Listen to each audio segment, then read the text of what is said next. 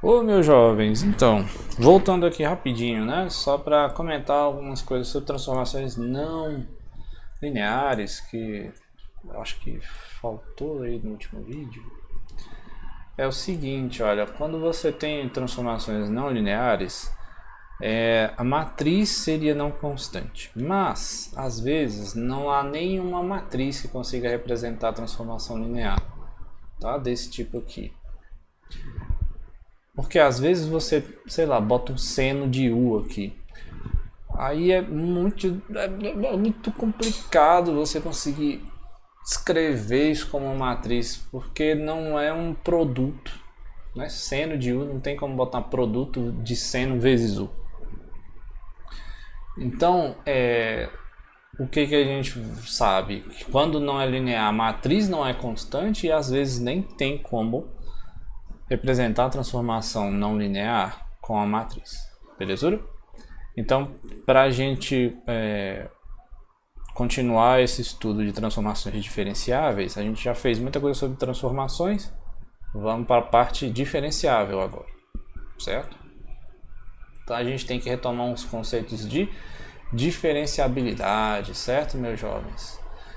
Então aqui eu já vou até corrigir aqui, é porque o que aconteceu, né? Eu já gravei o vídeo aqui, mas aí eu errei nesse negócio, então eu vou consertar logo agora, né?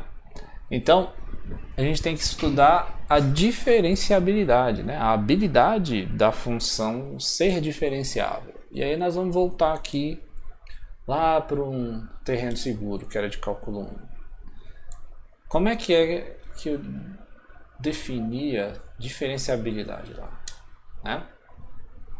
Então a bagunça era assim: se você tem uma função real, né, de R em R, a gente diz que essa f é diferenciável no ponto A se o que tinha que ter? Se existe, né, f' de A e a gente consegue definir a diferencial da função f no ponto A, né, como sendo f' de A vezes H, certo? Aí para todo H pequeno, você pode pensar aí que o H é pequeno e tal, bonitinho. Aí aqui em alguns lugares você vai ver um troço assim, ó, a diferencial de A calculada, você vai ver uma barrinha assim, no H, certo? Basicamente o que é essa diferencial? Ela faz o que? Pega o número H e multiplica por outro número, que era a derivada, certo? E aí, de uma forma, né, mais geral, a gente conseguiria pensar desta forma aqui. Ou, de forma equivalente, f é diferenciável se existe um número A. Tá? Esse número aí é para calibrar aquele limite ali. Se existe um número A real, tal que esse limite aqui vai para zero. Certo? Ou seja, as diferenças aqui, né? Ó, f de A mais H menos f de A menos A vezes H, tudo sobre H vai para zero. O que isso quer dizer? Quer dizer o quê? Que a distância entre esses dois termos, vou até botar aqui entre parênteses, olha aqui, ó. Tá dizendo o seguinte, que a distância entre esse cara e esse cara vai para zero mais rápido do que o H vai para zero. Certo? E aí, se esse limite equivale, então automaticamente esse número A é a derivada da f no ponto A. Pareceu complicado, gente? Parece, né? Mas quando você começa a entender a bagunça, fica mais simples. Vamos desenhar então para ver se cria aí um aspecto mais luminoso na sua cabeça. Então deixa eu apagar mais coisas aqui para não ficar tão confuso. Vamos construir juntos o desenho. Então aqui eu botei o eixo y, eixo x, aí eu botei aqui a e a mais h, que eu fiz um incremento positivo, calculei o f de a e o f de a mais h, fazendo de conta, tá? Faz de conta que é aqui. Aí faz de conta que a f faz um negocinho assim, ó. Opa! Beleza? O que eu tenho? Eu tenho que, ó, quando eu venho aqui reto, eu consigo medir a distância entre F e F de H, né? Essa distância aqui, eu vou chamar de ΔF. No ponto, pode ser ΔF, você pode botar assim, ΔF no ponto A, tudo bem, que é a variação da F mesmo. A variação real da F. Então é F de A mais H menos F de A. E o que acontece? Se você tem a derivada da função, então você conseguiria calcular a reta tangente, não é? Vou botar aqui, como aqui, qual que eu vou botar? Reta tangente aqui assim. Tá. Essa aqui é a reta tangente. E aí essa reta tangente, ela bate bem aqui, ó. E é esse número aqui que a gente chama, né? Essa distânciazinha aqui, né? Entre o F de A e o ponto que ele chega em cima da reta derivada, da reta tangente, a gente chama de diferencial da F.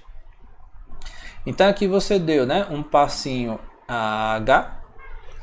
E aí como é que a gente iria definir esse número diferencial da F, né? Deixa eu ver se dá um zoom aqui, meu consagrado. Eita, pá, moleque doido. Tem um zoom aí. O que acontece? Esse triângulo aqui, ó, é um triângulo retângulo, né? E aí o que você tem aqui, ó? Qual é a inclinação aqui desse bendito, né? Aí, ficou um ponto muito grande. Qual é a inclinação desse bendito aqui, gente? Dessa reta tangente. A inclinação é o que? Justamente a derivada, né? Então você monta o triângulo retângulo assim, ó, eu vou chamar aqui a tangente, né, que é cateto oposto sobre cateto adjacente. Então, cateto oposto, que é essa distância aqui, sobre cateto adjacente vai ser igual a tangente desse ângulo aqui. Só que diz para mim, se a função tem derivada e essa que é a reta tangente, qual é a tangente desse ângulo? A bendita da derivada, certo? Então, esse troço aqui fica o quê? A diferencial da F no ponto A, se você quer calcular para qualquer H, eu vou botar assim. Se você quer calcular esse número aqui para qualquer H, você vai ter que multiplicar esse H por F'. Então, para você ter uma função diferenciável em R, né, no cálculo 1, basta que você tenha a derivada, certo? E aí, dessa bagunça toda aqui, ó, a gente lembra daquela fórmula para trocar variáveis, né? Na substituição. Substituição em integrais, você lembra?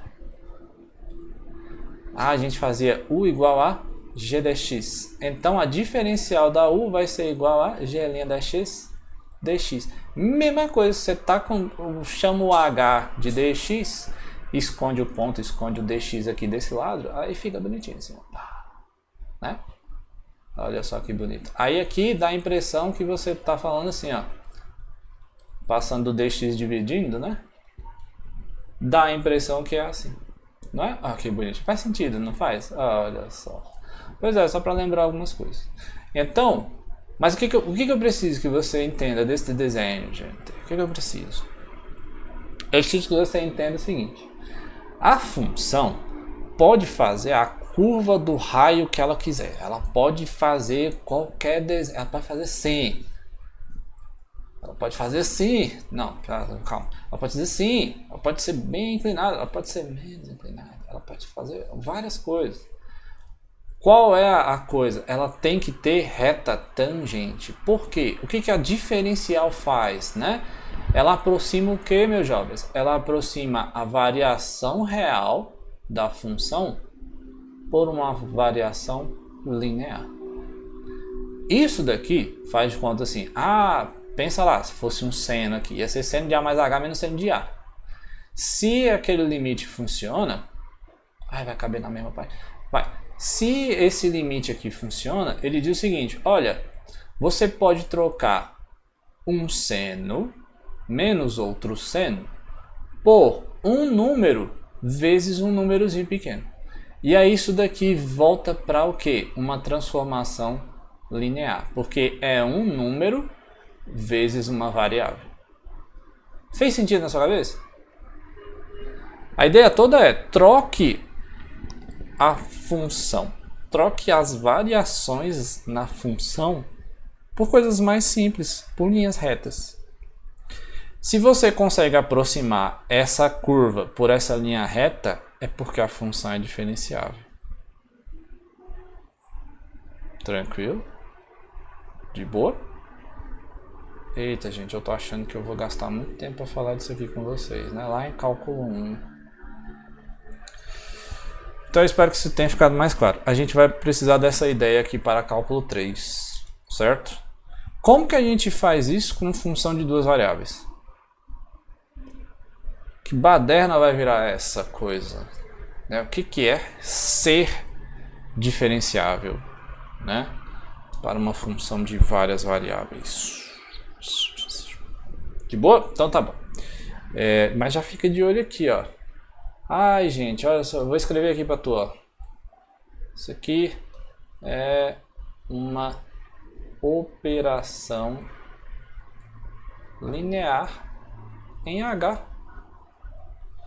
Olha só, gente, é uma operação linear, e você troca, fica de olho aí, ó. Já vai virar uma transformação linear. Esta operação linear em H vai virar uma transformação linear daqui a pouquinho, tá bom? Belezura? Eu vou parar o vídeo aqui porque eu quero decidir uma coisa. Se eu vou fazer primeiro para as curvas e depois para as transformações de cálculo 3, ou se eu vou direto para as transformações de cálculo 3. Belezura? Abraço, gente. Até mais.